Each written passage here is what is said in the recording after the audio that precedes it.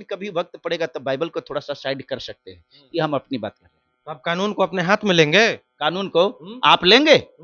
आपको लेने का अधिकार है, हम नहीं लेंगे। आप हमारे घर में आकर के हमारे साथ मारपीट करिए, ये आप लेंगे? हमारे घर में आकर के हम प्रार्थना करेंगे तो आप आकर के मेरे साथ मारपीट करिए, आप लेंगे? नमस्कार, आप देख रहे हैं जनहित संदेश। मैं बी कुमार आप सभी का स्वागत करता हूं। साथियों, अभी मौजूद हूं जहानाबाद में। हमारे साथ बातचीत करने के लिए पास्टर साहब हैं। चलिए इनसे सीधा बातचीत करेंगे कि आरएसएस का 100 साल पूरा हो गया है और आरएसएस ने जो है देश भर में अपना जश्न मनाया। ये टीवी अखबार सारे चैनलों पे चला। चलिए पास्टर साहब से बातचीत करते हैं कि उसके बारे में क्या कुछ कहना है इनका। क्या कहिएगा सर? कौन योगदान तो दिया है देश के लिए? देश को तोड़ने के सिवाय अगर कोई अच्छा काम किया है तो हमको बता दीजिए। आरएसएस की बात करते हैं, ये जो बजरंग दल है, हिंदू वाहिनी है, विश्व परिषद, ये क्या चीज है? उसी का प्रोडक्ट है ना।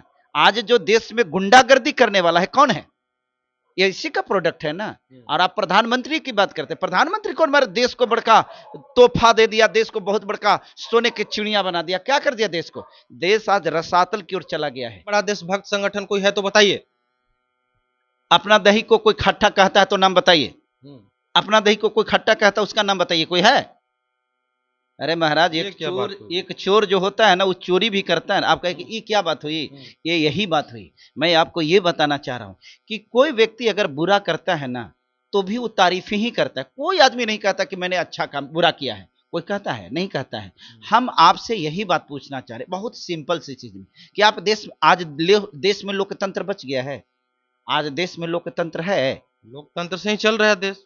लोकतंत्र का मतलब लोकतंत्र के परिभाषा आपको नहीं आता होगा।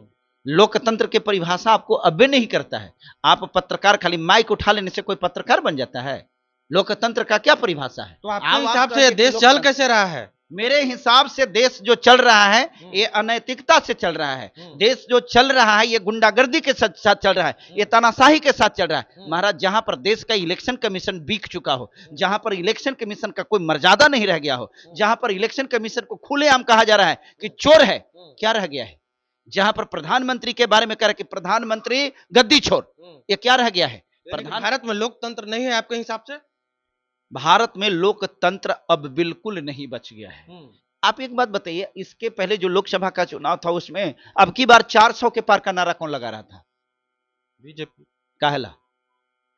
ज्यादा उनको चाहिए था, बहुत सारा काम होता शायद, इसलिए। सरकार बनाने के लिए कितनी सीट चाहिए? 1/3। तो 400 कहा लगी चाहिए भाई? आपकी सरकार तो इतने से बन रही थी।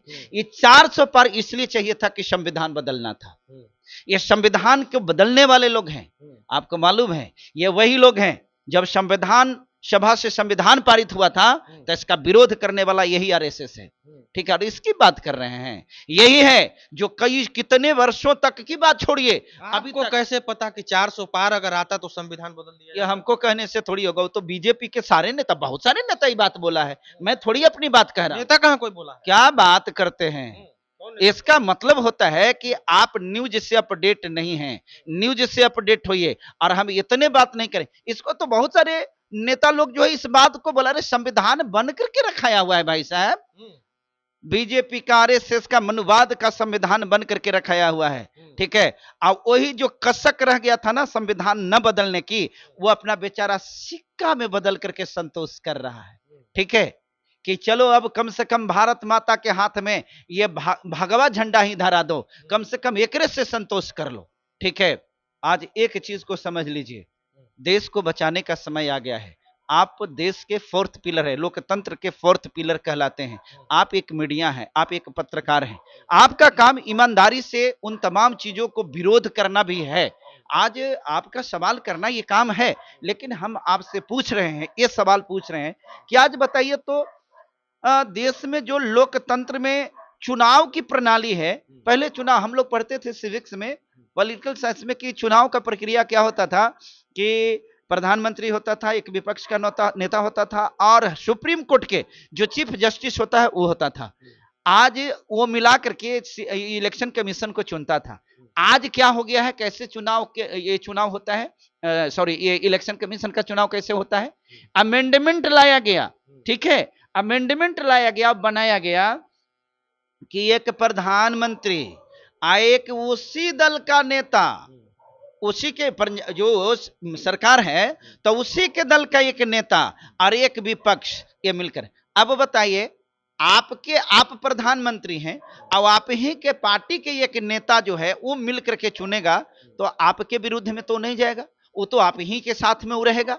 तब विपक्ष वाला एगो रहेगा तो वो तो निश्चित तौर पर वो तो आप दोनों चाहिए होगा, वही चुनिएगा ना।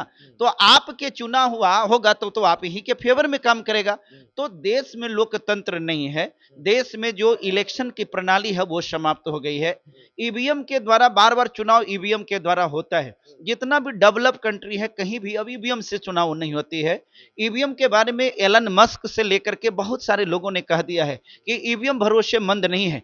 आपका प्राण ईवीएम में क्यों अटका हुआ है, हमको ये जवाब दीजिए। और 100 साल मना लीजिए, कोई बात नहीं है, इंतजार कीजिए, सत्ता हस्तांतरित होती है। जिस दिन सत्ता में अंबेडकरवादी लोग बैठ जाएगा, जिस दिन बहुजन समाज के लोग बैठ जाएगा ना, उस दिन इनकी सारी 100 साल वाली होगा ना, ये टोटल बैन होगा। देश में नंगा नाच जो ये लोग नाच रहा है, ये जो देश में नंगा खेल कर रहा है, ये कौन अधिकार दिया है?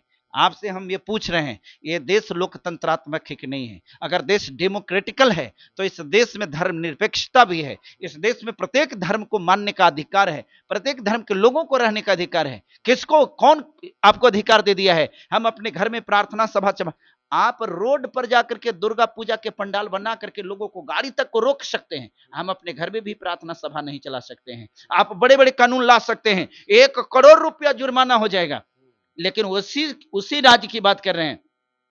यह जोगी की राज की मैं बात कर रहा हूं, जहां पर घोड़ी पर चढ़ने के लिए किसी की मर्डर हो जाती है, जहां मूछ रखने के लिए मर्डर हो जाता है। कानून बनाने वाला अगर वास्तव में मर्द हो तो इस पर कानून बनाओ ना कि किसी दलित के बेटी के साथ अगर बलात्कार होगा तो उसको फांसी चढ़ा दिया जाएगा।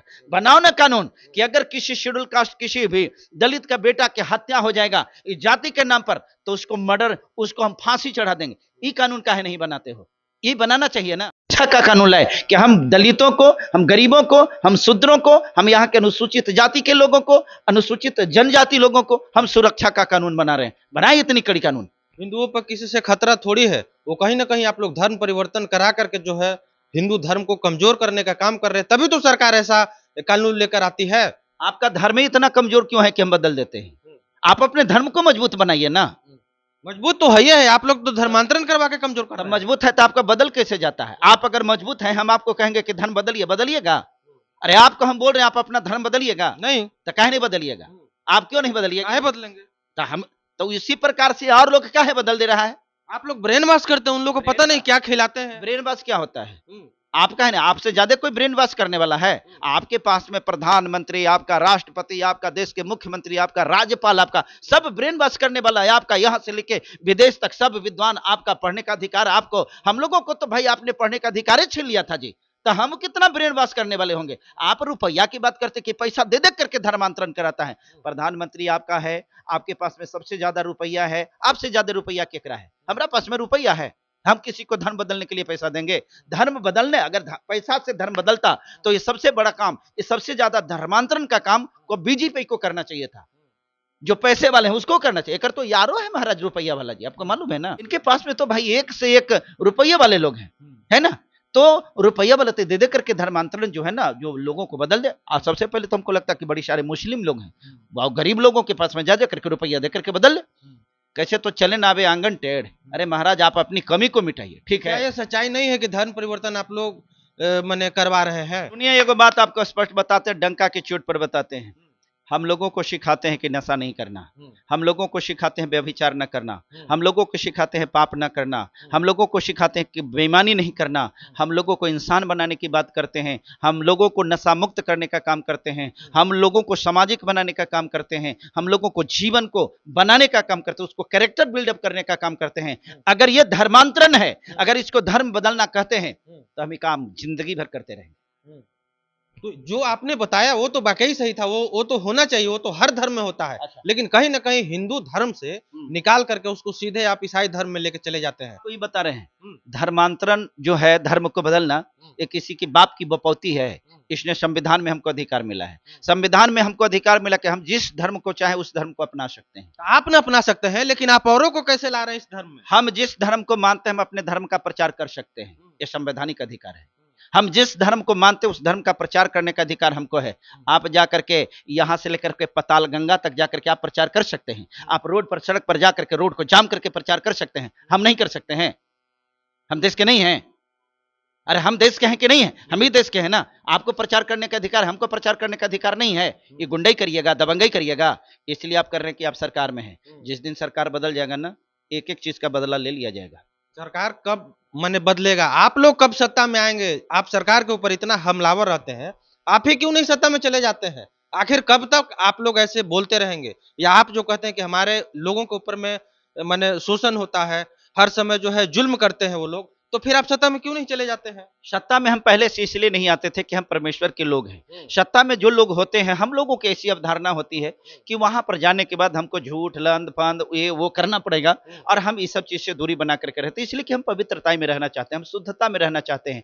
हम इस प्रकार के जो उलट फिर करने वाला जो है, तिकड़मबाजी करने का काम है, हम नहीं कर सकते हैं। मेरा मतलब ये नहीं कि जितने पॉलिटिकल लोग हैं जो तिकड़मबाजी करता है, लेकिन हम तो इतना बात जानते हैं कि 100 में 90% तो 100 में 90 नहीं 99% तो यही है। कोई हत्यारा है तो कोई बलात्कारी है, कोई तिकड़मबाज है तो कोई किसी न किसी प्रकार का यही है, और उसी को तो टिकट मिलता है, वही तो जनप्रतिनिधि बनता है, वही तो एमएलए बनता है, वही के पास में लोग जो होता है गिड़गिड़ाने के लिए जाता है। आज कहाँ रह गया? हम इन चीजों को जान करके हम राजनीति में एंट्री नहीं मारते। लेकिन एक बात याद रखिए, हम अब जाग रहे हैं, हमारी राजनीतिक पकड़ भी आ रही है, और हम आपके चैनल के माध्यम से आज ऐलान करना चाहते हैं, जो कोई भी पॉलिटिकल पार्टी हमारा मदद करेगा, जो कोई भी पॉलिटिकल पार्टी हमारे मसीही भाई बहनों के साथ में खड़ा होगा, हम पूरी मसीही समाज हम उस व्यक्ति के साथ में खड़ा रहेंगे, उसकी पार्टी के साथ खड़ा रहेंगे, और हम उस पार्टी के द्वारा मजबूत कर करके हम अपनी भी दावेदारी उसमें प्रस्तुत करेंगे और दिखा देंगे आपकी हैसियत, आपकी औकात को,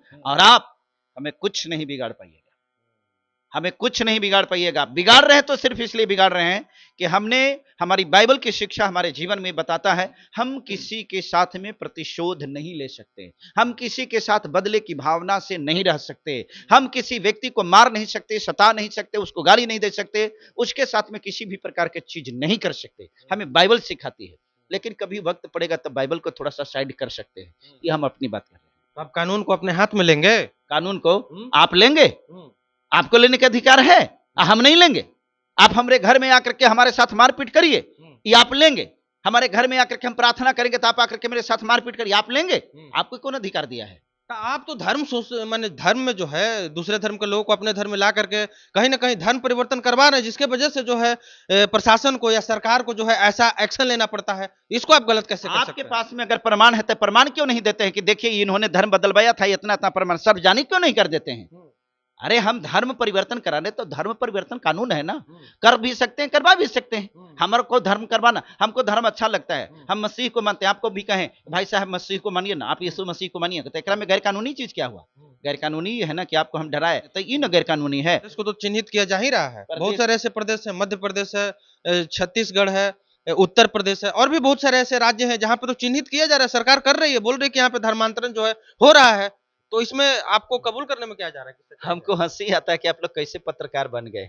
हमको तो ताजुब आता है कि आप लोग को पत्रकार कहने में भी हमको बड़ा संकोच होता है। अरे महाराज, ये खाली बीजेपी वाला शासन काल में ही बड़का धर्मांतरण वाला, बाकी जहां जगह नहीं हो रहा है?